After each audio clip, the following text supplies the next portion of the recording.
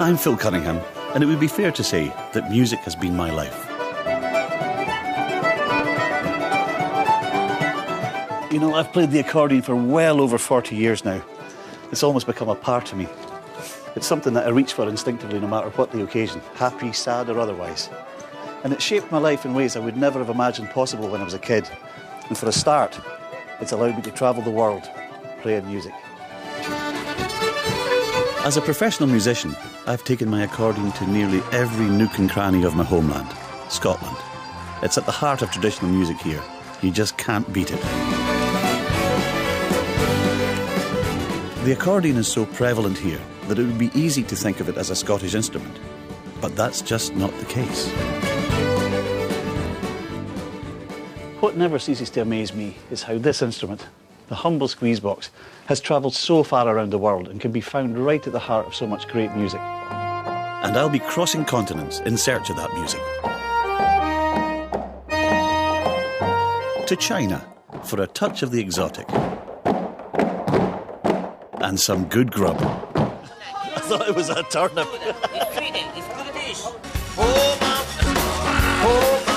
To America. To brave hurricanes and alligators. Unbelievable. And to hear some cracking tunes.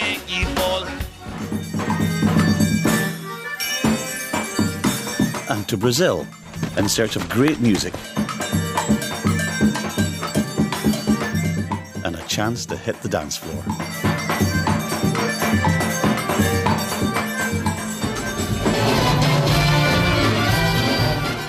And in Europe, I'll be encountering the finest gypsy music.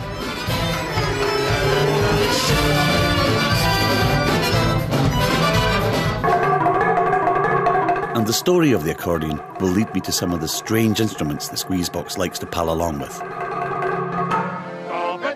All along the way, I'll meet many fabulous musicians who sometimes serve up tunes I'd never expect to be played on the accordion.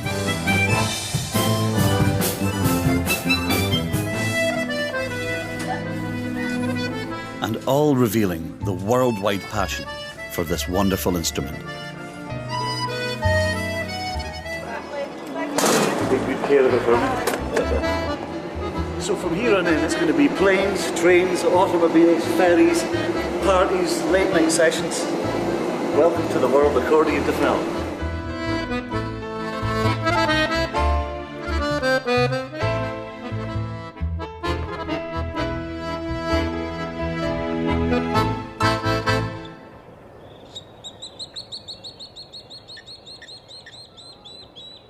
So, where to begin? Surprisingly, the story of the accordion begins on the other side of the world from my native Edinburgh, in China.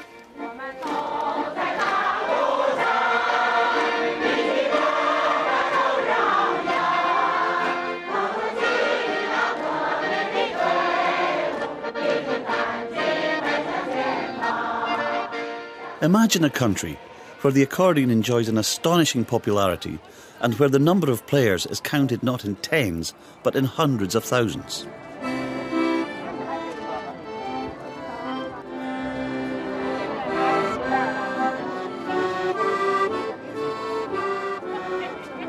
Every Sunday, the good people of Beijing gather in a local park to play accordions and to chill out.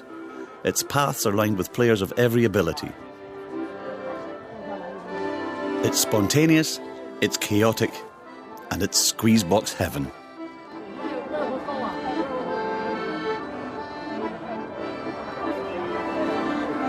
If you start a wee bit closer, they can make a band.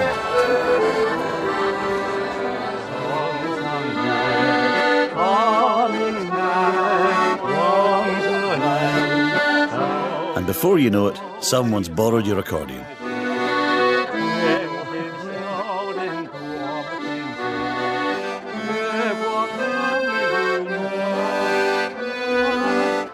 The only problem was how to get it back. And you can buy the CD here.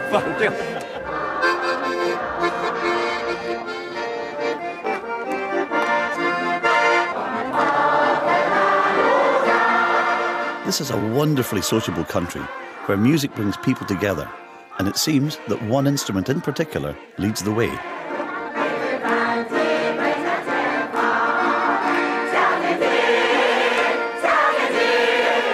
Everyone seems to know the words, except me.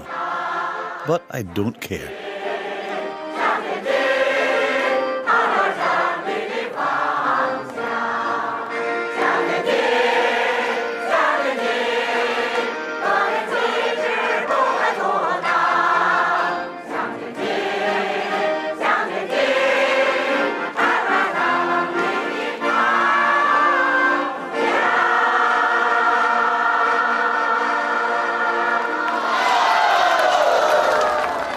This is Jingjiang Park, in the shadow of Beijing's Forbidden City. I think I'm going to feel very at home here.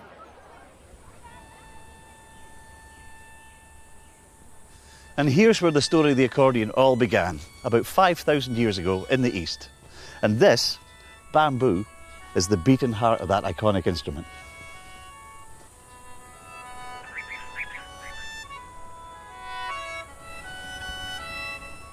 Legend has it that all those years ago, a Chinese scholar, Ling Lun, was asked to create an instrument that echoed the song of the phoenix, the symbol of hope for China. He searched high and low, trying to uncover the perfect instrument to please the emperor, Huang Di. Ling Lun took a piece of bamboo and made it into a musical reed. When the air passes over the reed, it made a beautiful sound. So you combine the reed with a wind chamber, some bamboo pipes and a mouthpiece, and you have an instrument called the sheng. Now, in the family tree of accordions, melodeons, concertinas, mouth organs and other instruments of that ilk, the sheng is definitely the daddy.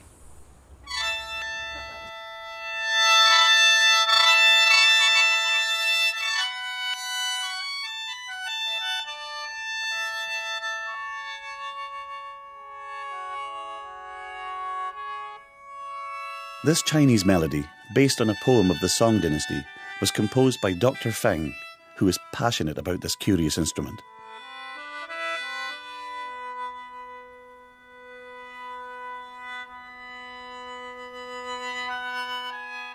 I can't stress enough the importance of the sheng. It's the first step towards what would eventually become the accordion.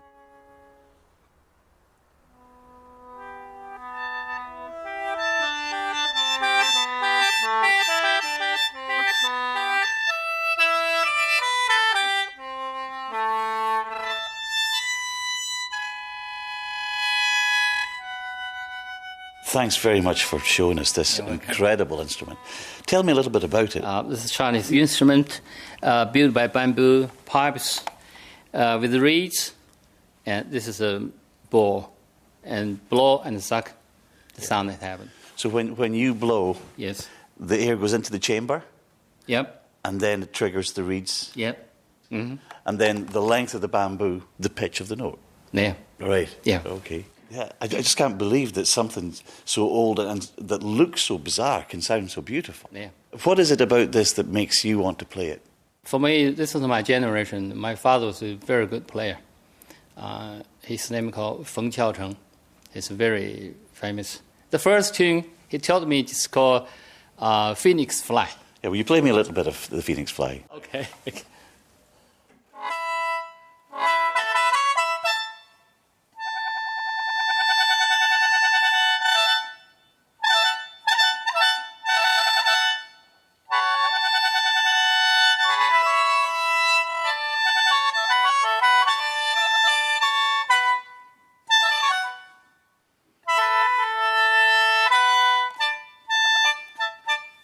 It's a very complicated first tune, isn't it? That's right. Mine was Twinkle, Twinkle, Little Star. Oh. Can I try? Yeah. Oh, of course. Have a go? Yes. Oh, I wouldn't know where to begin. Put your three finger, right hand, three finger in. Yeah? Yeah, like this. Little finger, come like this. Little finger like this. Okay. Yep. Brace yourselves. Oh, yes. Twinkle, Twinkle, Little Star.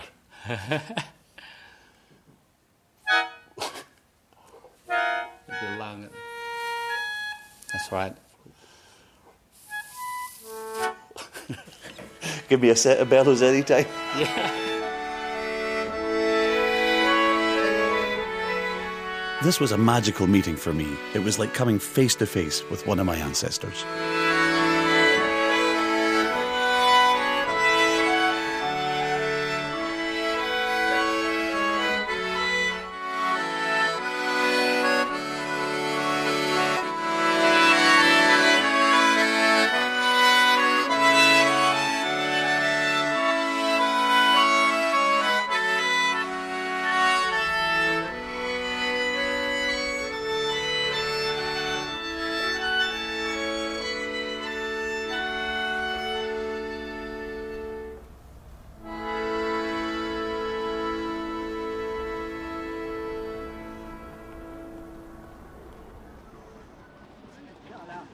This gentleman has very kindly written the word sheng for me here.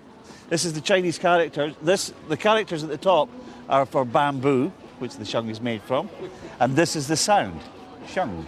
As you know, I'm fluent in Chinese now. It'd be really handy if I ever get lost in the centre of Beijing.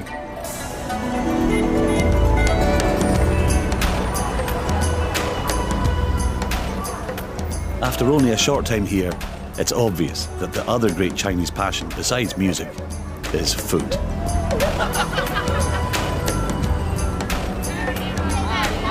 I can't make up my mind between the centipede and the water beetle or the longhorn beetle. Oh, lovely. Snake. Nice. I'm terrified to ask what it is.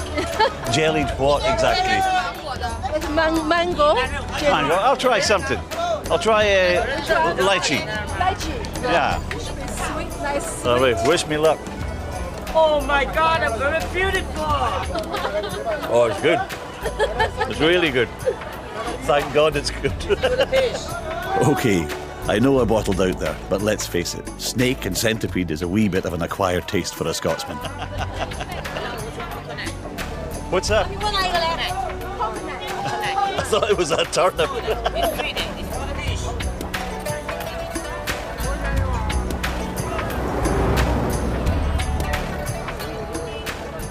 You know, when I got my first accordion at the age of 3, I had absolutely no inclination that its origins were going to be quite so exotic. And meeting Dr. Fung this morning, I was strangely moved to be introduced to the forefather of the accordion. Yeah, it was really special.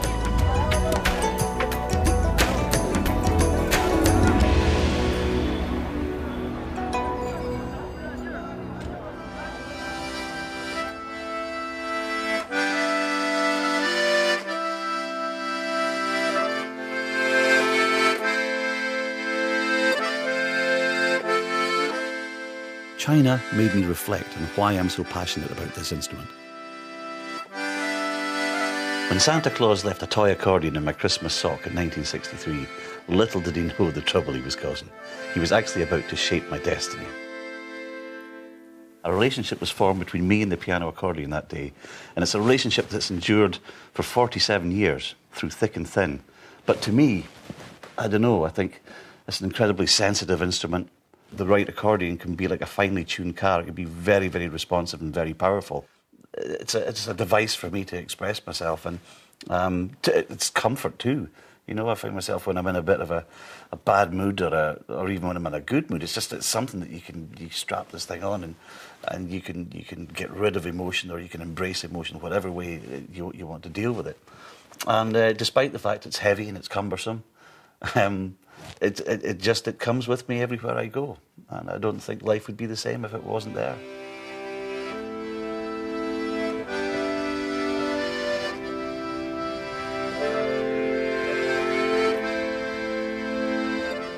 I thought I knew this instrument inside out, but it's clear I've still got so much to learn about its incredible story.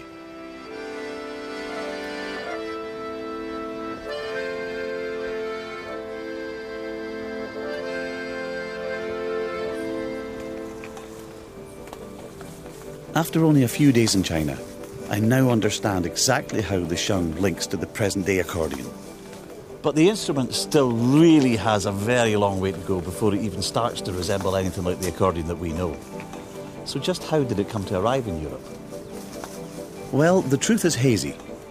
And as we fast forward through a few thousand years, the stories begin to pile up. Did the famous adventurer Marco Polo transport the sheng to Europe?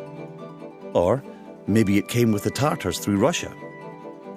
But the Germans claimed they brought it to St. Petersburg. Then the French claimed that a missionary brought it to Paris.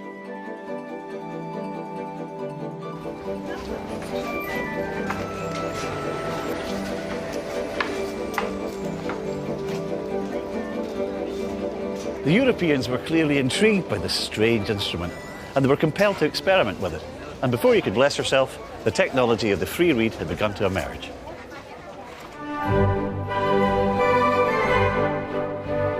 There's one crucial milestone in the accordion's development. And it took place at one of the world's cultural crossroads. A city of taste, finesse, sophistication. Well, I'd expect nothing less for the birthplace of my beloved accordion. Vienna in the 1800s was a very exciting place to be. A hotbed of art, architecture, music and culture. And it was the musicians of this sophisticated city which took the principles of the shung and created what we now know as the accordion. The city was a huge musical and theatrical centre in Europe, and it was like a magnet for composers and performers like Mozart, Beethoven, Schubert, Haydn, Strauss and Brahms. It'd be lovely if a little bit of the magic rubbed off on me.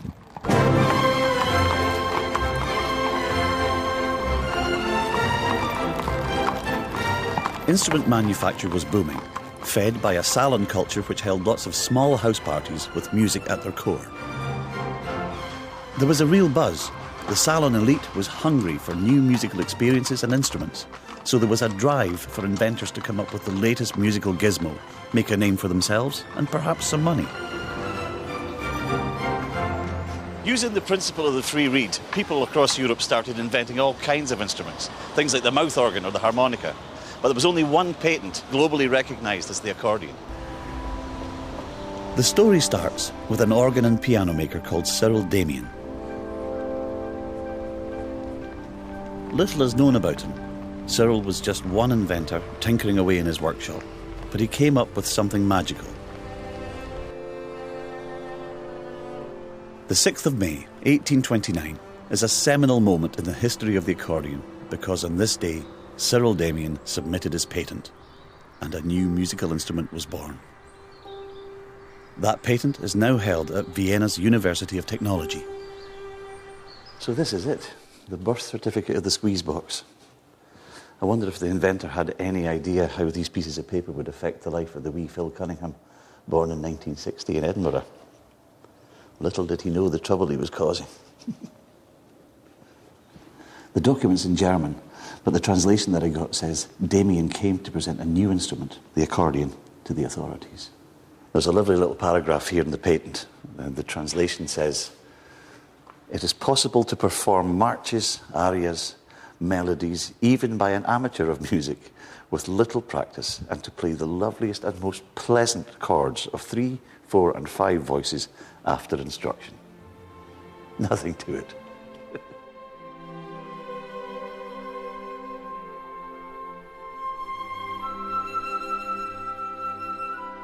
I know it's just a piece of paper, but I just can't begin to tell you what a strange connection I felt to it, given the route my life's taken.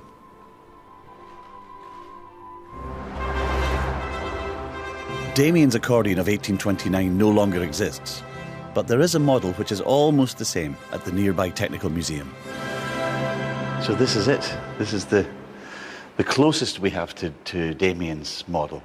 Yes, they are only 10 years younger than the Damien.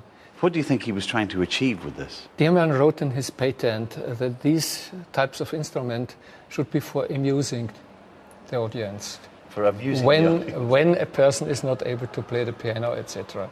Yeah. So you may try. Oh, this is fascinating. So, okay, it's all on the one side. Something.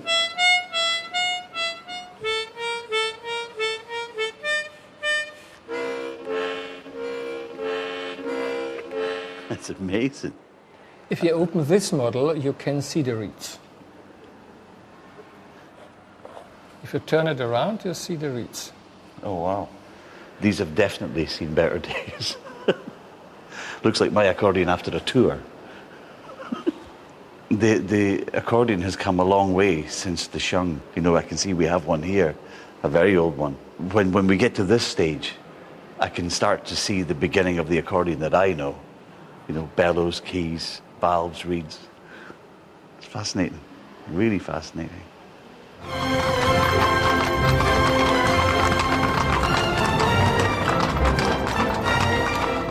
People were excited by this small, noisy instrument. Recognizing its potential, there was a rush to develop more dynamic designs. Inventors let their imaginations run riot. This is an incredibly detailed family tree of the accordion. It's just quite, it's astonishing. It starts off up at the top, you can see the shung in China, and then from that humble beginning, it spreads, and it's just been an inventor's dream. They've got things with horns coming out of them and bells on them. There's square ones, triangular ones. Quite remarkable. That's not the end of it. Look at all this. There's hundreds of them. Who would have thought?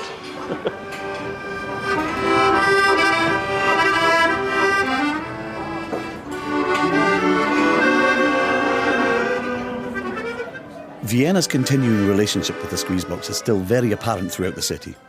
It's taken root here, and musicians can still be seen giving it laldi in the wine taverns, or heuriger as they're called. There are loads of guys around who've got a great repertoire for entertaining the tourists and the diners, but there are also people out there, kind of like the early pioneers, who are still striving to do something different with the instrument.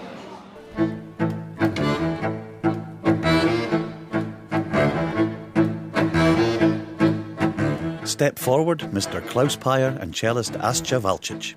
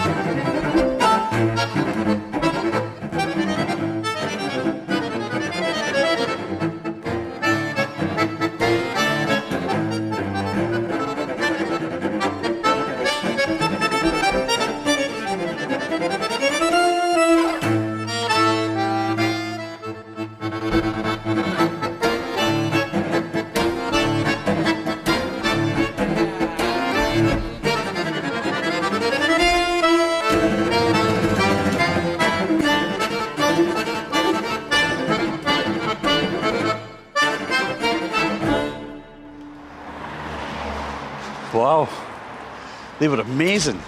Accordion and cello, who would have thunk it? So, Vienna gave birth to the magical instrument, but once the idea was down on paper, the race was on to actually manufacture the beast. And one place in particular earned the reputation for making the Ferraris and the Lamborghinis of accordions.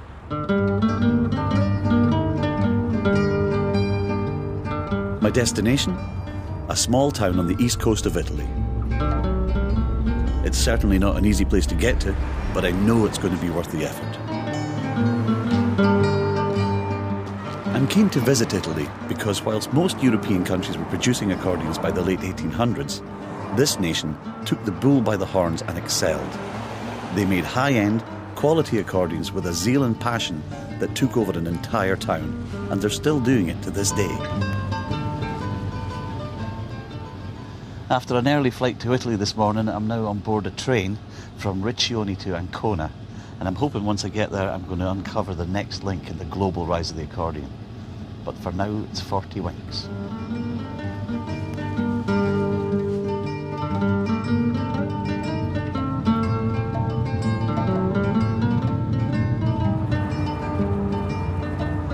Well, it's been a bit of a mad day for travel today. Planes, trains and automobiles.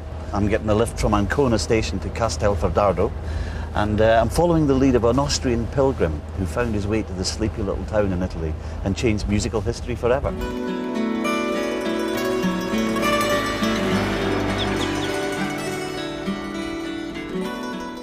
The story goes that in 1863, a pilgrim from Austria asked for shelter at a local farmhouse near a town called Castelfidardo. They welcomed him in, and before long, he settled himself down by the fire and he started to play music on his strange little box. The pilgrim had arrived at the home of Antonio and Lucia Soprani and their sons. One of the sons, Paolo, was fascinated with this musical box, and he took it apart. He was enchanted by what he saw and set up his own company to make accordions. Pronto.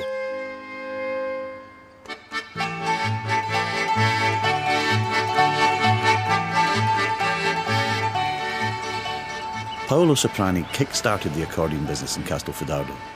From an agricultural town, it rapidly became a hive of musical industry. Since then, Castelfidardo and accordions have gone hand in hand.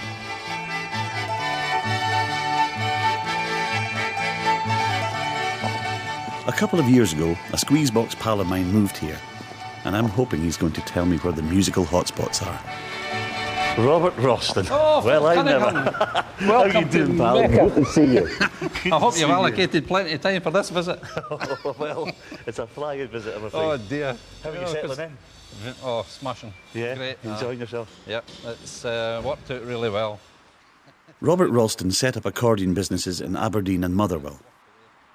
After 40 years, he moved to the Castelfidardo area, resurrecting the old local Manfrini brand and putting it back in production. He just loves it here. You and I have talked about me coming here for years, Robert. What can I expect now that I'm here? Oh, this is you coming to Mecca, Phil. I'm surprised it's taken you as long, you know. It's, you're steeped in all the factories and bellows makers and reeds and everything.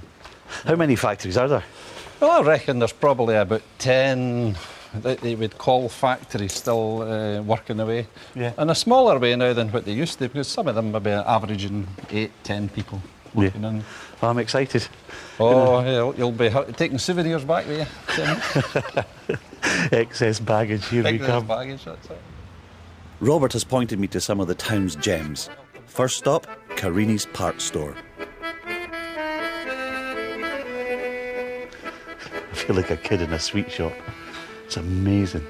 It's got every accordion part known to man. I have to go looking.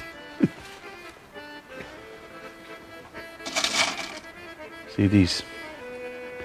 These are the little screws that hold the front grill onto the accordion, and I've lost as many of these in my life as is in this little tub.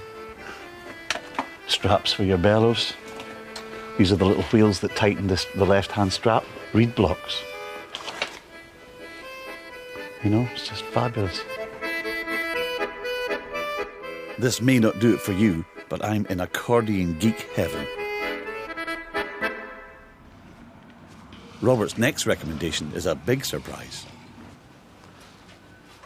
And Castelfidardo has one more claim to fame, and I promise I will never complain about carrying my accordion again.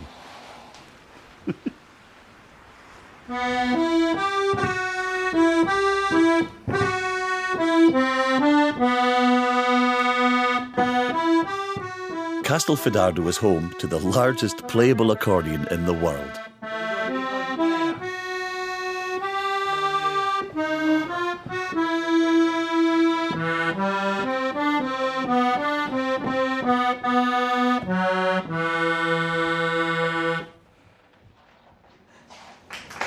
Surely I deserved a bit more applause than that.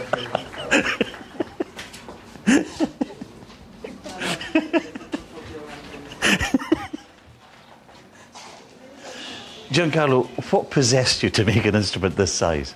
Che cosa le ha fatto creare uno strumento così grosso come questo? La passione per la fisarmonica.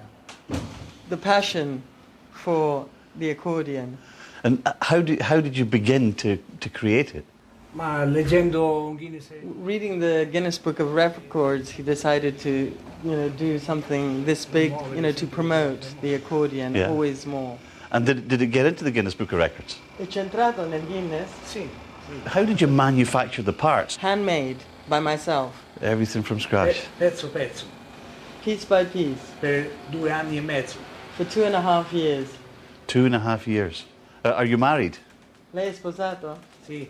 What did your wife think about this? E sua moglie che ha pensato? Niente, sapeva che facevo questo, anzi anche lei ha partecipato qualche volta a tenere. She knew it and she collaborated, she helped me out. Oh, good on her. Can we play a tune together? Perché non suoniamo un po' insieme? We'll play a Scottish tune. Io non musicista, però I'm not a musician, but... Okay, costruttore. you go for that one. Lei? That's the one. Okay?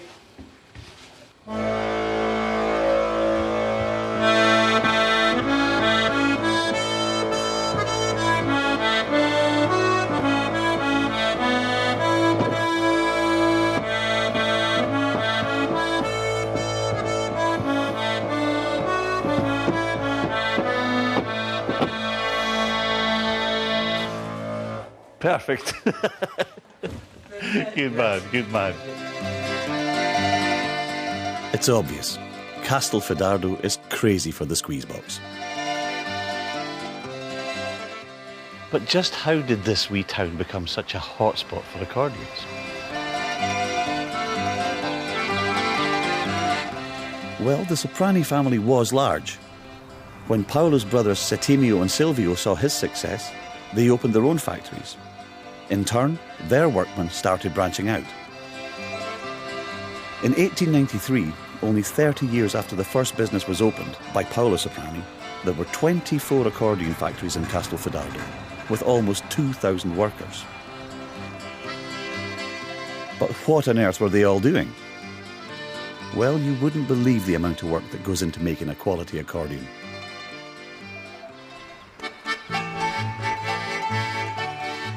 First, the reeds. This is the Binci Reed Production House. They make 200 handmade reeds a day. Believe it or not, these components here are the heart and soul of the accordion or any free reed instrument. These become the vocal cords of the instrument. There are many stages to making a reed here. Attention to detail and patience is required. So Mr. Binci says that perfection isn't achieved until this last process happens, and that's putting his own personal stamp on it.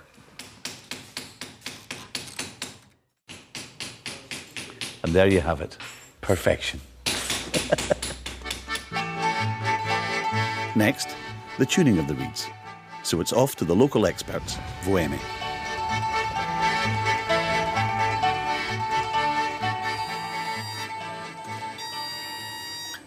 What Roberto's doing at the moment is a primary tuning. The reeds come from Binci and they're tuned close to what they should be. He's then using this mechanised device here to bring them right into the ballpark, and then they'll be mounted on the reed blocks, taken next door and tuned by hand until you get the exact sound that you need. Can I try? Yes. Brilliant. Slowly, eh? Yeah. Slowly. Too much. Too much. So now it has to go at this end? Yes.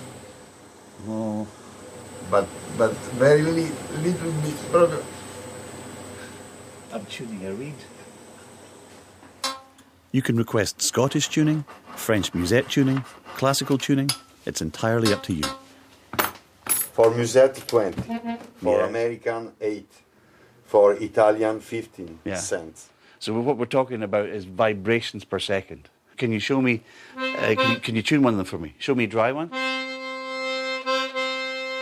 If you tune another one up, what happens is the two frequencies oscillate against each other and they create a kind of a wah, wah, wah, wah, wah sound, which is what gives us the classic Scottish sound or the French sound. So he's taking a little filing off the reed, which makes it vibrate a little faster.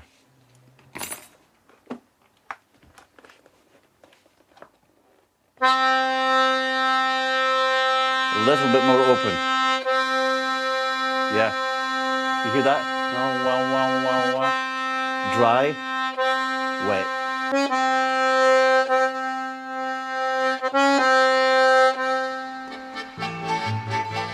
Another vital component is the keyboard.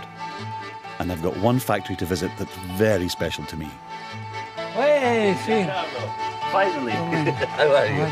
Good to see you. It's not unusual for musicians to have a few preferred manufacturers, and I've been playing Borsinis for decades, but I've never set foot in the factory. I'm excited to see how they make the keyboards that I've been playing for years.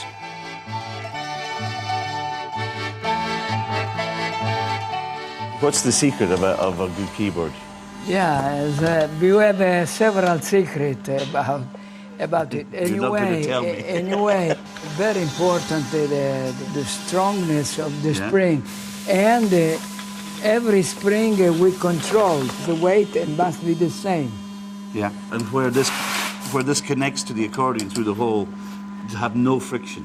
Yeah. Okay, so you have felt to deaden the noise. Yeah. Wood to reduce the friction. Yeah. And a good strong spring. Yeah. This is very expensive too, because the quality cost. And now to Galassi for the bellows.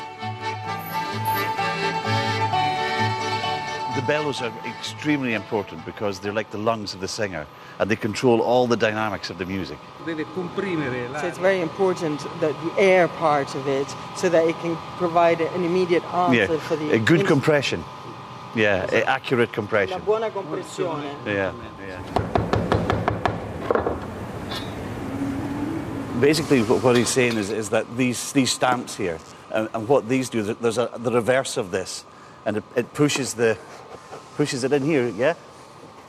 It pushes it like that.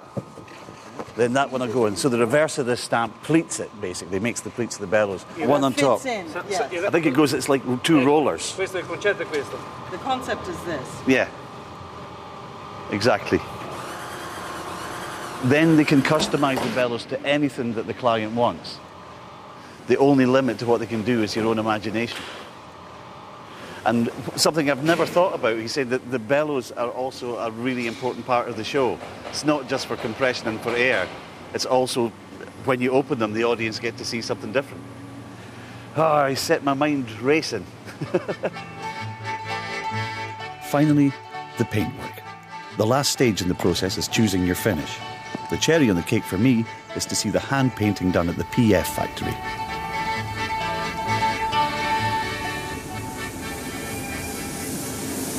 It's like painting a car. Ask him if I could try it. Può provare a farlo lui? Do you know how to do it? No. Gabrielle persuaded him to let me try. Tranquillo. Piano, piano. I thought I was doing a grand job, but it was soon taken off me. Put it all together and you have a magnificent labour of love. The most basic Alessandrini model costs around £1,400, rising to over £11,000 for a top-of-the-range instrument. In celebration of such extraordinary craftsmanship, I've invited musicians from the different factories to join me for a tune. Accordionists from Alessandrini, Borsini, Victoria, Piggini and Giustozzi have turned up. And we haven't rehearsed at all, but it's just for a bit of fun. Salute! Cheers, guys. Salute. Cheers. So we'll attempt an Italian number. O Marie.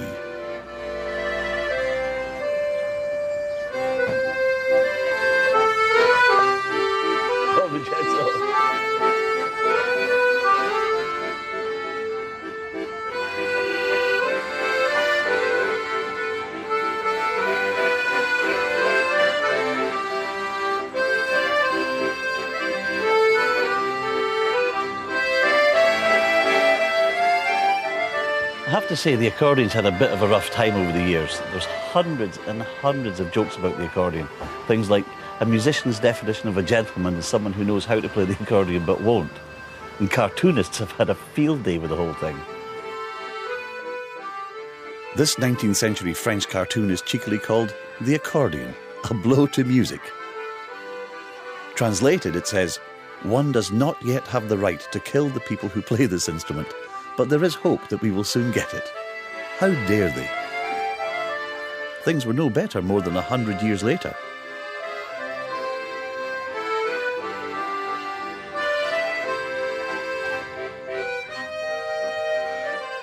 So it's nice to be here in Castelfidardo, where people give the accordion the respect it deserves.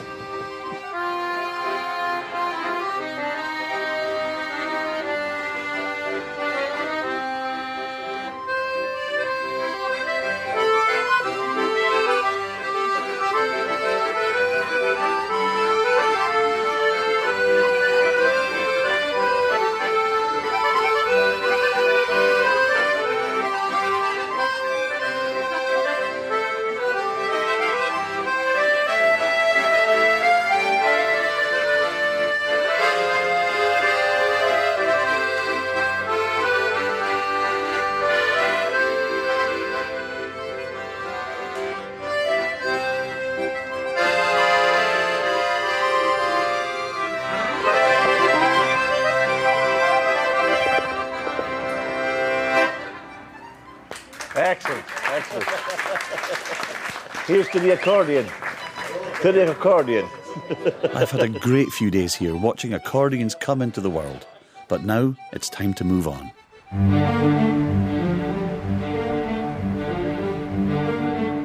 If Italy made the Ferraris of the accordion with a price tag to match, then I'm heading to Germany's Black Forest to discover who made the cheaper Volkswagens for every man.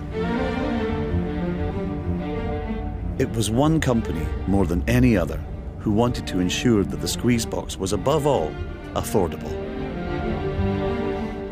And that company is called Hohner, and they hail from the beautifully named region of Baden-Württemberg in southwest Germany.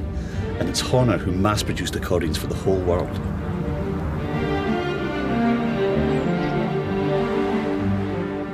The old factory is right in the centre of Trossingen, and like mill towns or mining towns back home, the factory is the town.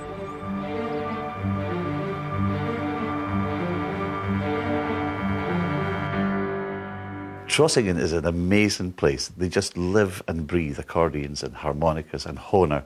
Here in the hotel last night, we're sitting having some food. The people on the right were speaking about accordions. The people behind us were speaking about accordions. The bar is bedecked with wood carvings of accordions. There are posters, old Hohner posters, all the way up the staircase to my bedroom. It's a nightmare. And one man was the backbone of this new accordion industry. In 1857, Matthias Hohner, a watchmaker, set up his own company making mouth organs. He'd actually been at a friend's workshop and seen a harmonica and immediately realised the potential in it.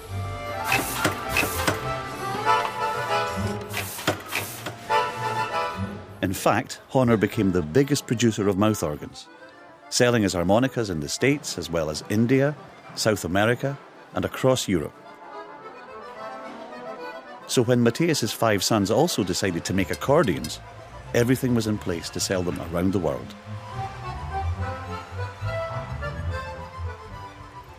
But Hohner took things much further than just manufacture.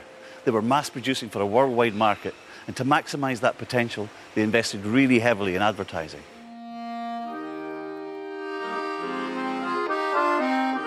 This is where Hohner were smart.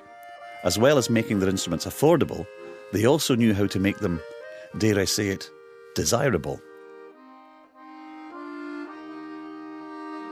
Their advertising was so successful that by 1906 they were making over 100,000 accordions a year and selling them. As a result, Matthias Hohner's name and his face can be seen on millions of instruments. Hohner is famous for its advertising campaigns. Just how powerful were their adverts? Yeah. The image, it was a very strong image. Powerful displays, ad posters, photographs, catalog titles, also films. Have you any idea what their first advert was? In 1903, in the first year when they made accordions, they made this poster, and it shows a couple from Black Forest, and the man plays accordion. It's very nice. The man behind the advertising was the dynamic Ernst Hohner, the founder's grandson. The company didn't just sell accordions, they also sold a lifestyle, often favouring images of the great outdoors and healthy, attractive models. Neither did it hurt to pop in a gleaming Mercedes-Benz. it seemed that every outdoor pursuit should be accompanied by an accordion. Canoeing, camping, on the beach, in the mountains. You should play accordion everywhere, it says. They didn't mention about carrying it up the mountains. Other campaigns were unashamedly seductive. This is very glamorous looking. Yeah, it's about 30 years later. It's a catalogue for Spain and Portugal, and it's tango couple dancing on an accordion. I like this very much. Fred Astaire and Ginger Rogers. Horner weren't just building accordions, they were actually creating a brand. The instrument was popular in the folk circles across Europe, but Ernst Horner wanted to aim a little bit higher. He wanted to raise the prestige of the instrument, attract a wider range of musicians, and maybe earn a few more marks into the bargain. And to facilitate his desires, a busload of musicians were recruited to spread the word.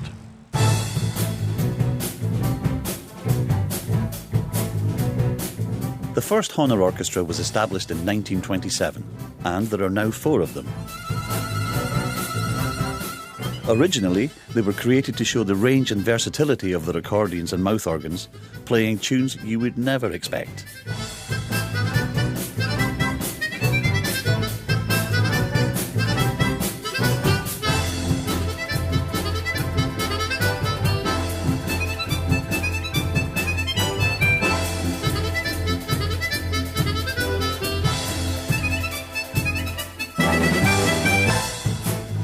Yet again, the orchestra was the brainchild of Ernst Horner. He packed the Horner staff off to tour Germany and beyond.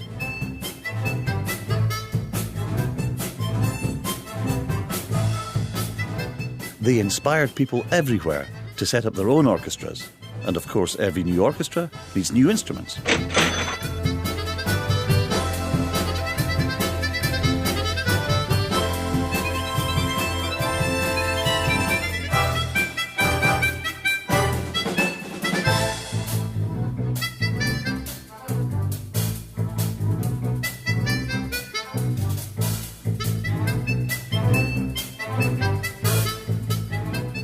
The accordion appealed to the working man because of its portability and its volume. Now, if you add to that mass production and affordability, you had an instrument that would travel to the 4 corners of the globe. By the early 1900s, the accordion had gained a firm footing in Europe, thanks in no small part to the efforts of the good folk of Trossingen. From here, accordions were exported right across the world.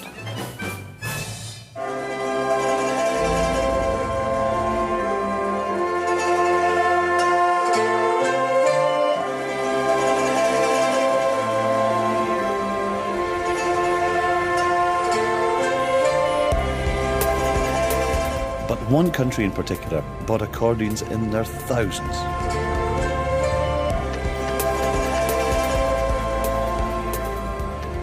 China is where the accordion had its roots all those thousands of years ago with the sheng.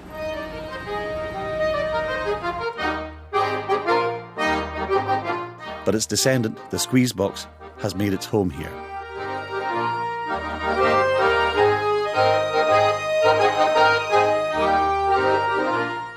And many thousands of Chinese play it for fun.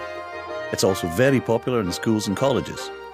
An estimated 300,000 people study the instrument here. In the new China, music is modern, varied and international. When I visited the students of the Beijing Normal University, there seemed to be few limits to the tunes they would tackle, or the outfits they'd wear.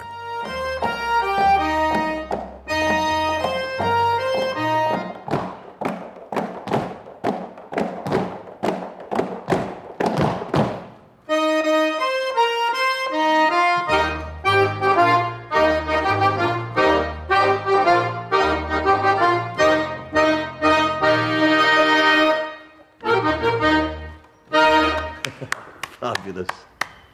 Oh, I love that. Picking up a few hints from a new tour, I think. Although I'm not sure I could carry off the red outfits.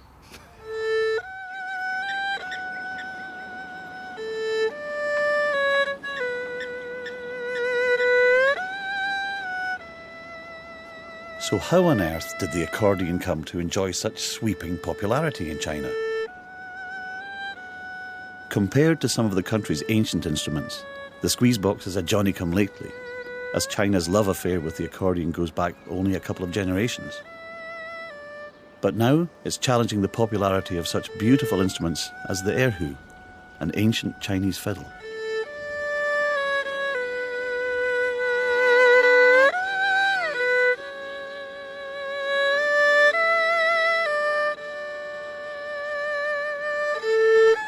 For a Western instrument to get such a footing here is pretty impressive.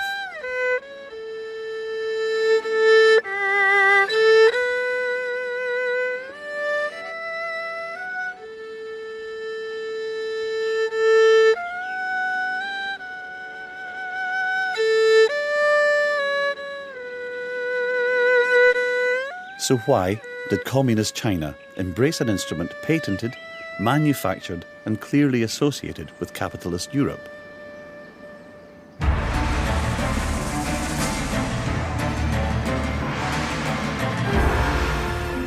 From 1949, when Chairman Mao proclaimed the founding of the People's Republic of China, the Communist Party ruled the country. But it was so vast that spreading the word was a mammoth undertaking.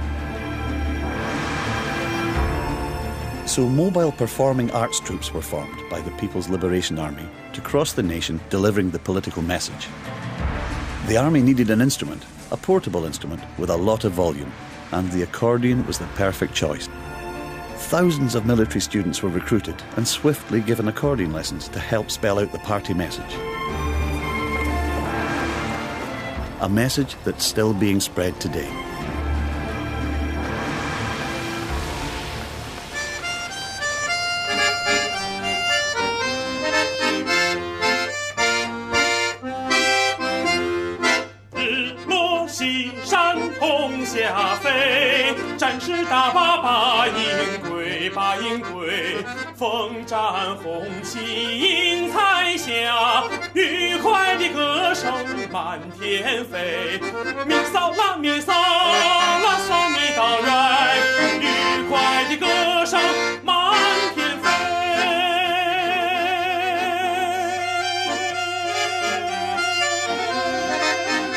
This guy had such strong lungs he could fill a stadium. 歌声飞到北京去，毛主席听了心欢喜，夸咱们歌儿唱得好，夸咱们枪法数第一，面扫啦面扫啦扫没到来，夸咱们枪法数第一，一二三，嘿！ Oh, very good.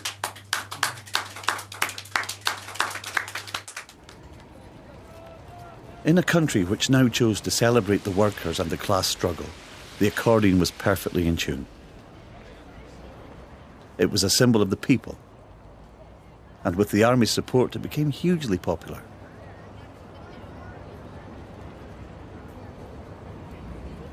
If there's anybody that embodies the story of the accordion in China, it's the couple I'm going to meet now, Mr. Zhang and his wife, Miss Wang. Mr. Zhang was president of the Chinese Accordion Association. They were both professional players in the People's Liberation Army in the 50s and 60s. In fact, that's how they met. And would you believe the accordion actually helped this couple to fall in love? We play the tunes and the musical accompaniment to the army, to the soldier, to the military. They sing the songs, we give them the backing. The couple met when they joined the Liberation Army's dancing and singing group in 1952. From there, they got the opportunity to travel around China and the communist bloc.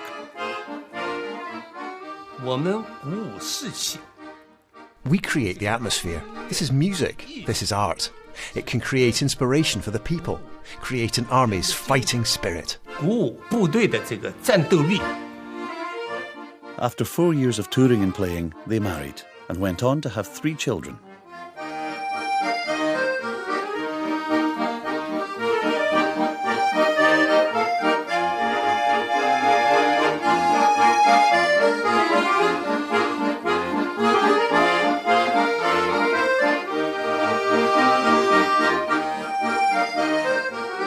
Miss Wong's playing was considered so skillful, she soon got a special nickname, Golden Hands. It was said I played very skillfully. My fingers were very nimble. Straight away it was headline news that I had golden hands. The couple didn't just play for the army. They went on to teach the instrument to youngsters, including their own children. Such a novel act soon attracted attention across China, and the family recorded radio shows together. But they never forgot the role they played in the military.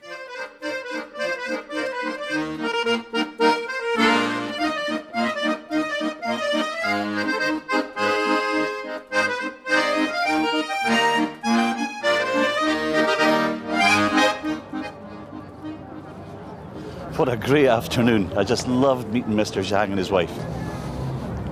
I also loved their passion for the accordion. It was hard to tell where their professional life began and their personal life ended. And having been strapped to an accordion for 35 years, I can kind of relate to that.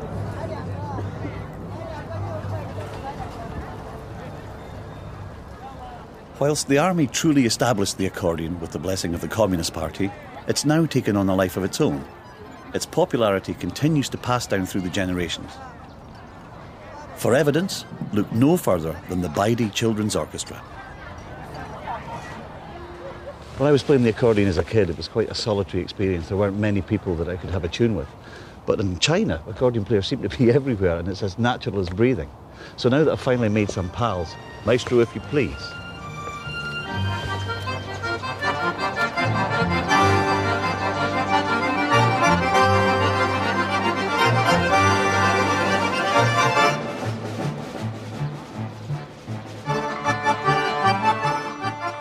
The Baidi Children's Orchestra play to an incredibly high standard, making it clear that the future's bright for the accordion in China for years to come.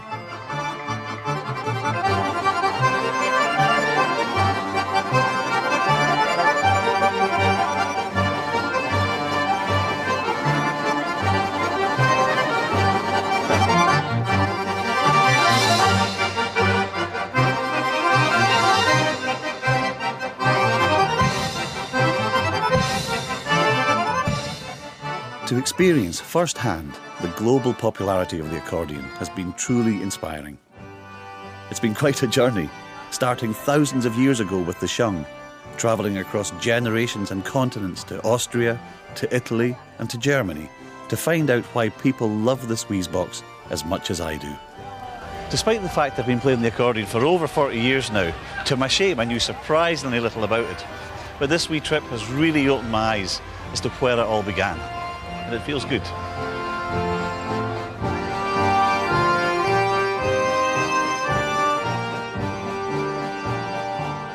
And Phil returns on Wednesday at 8 o'clock on BBC Two Scotland.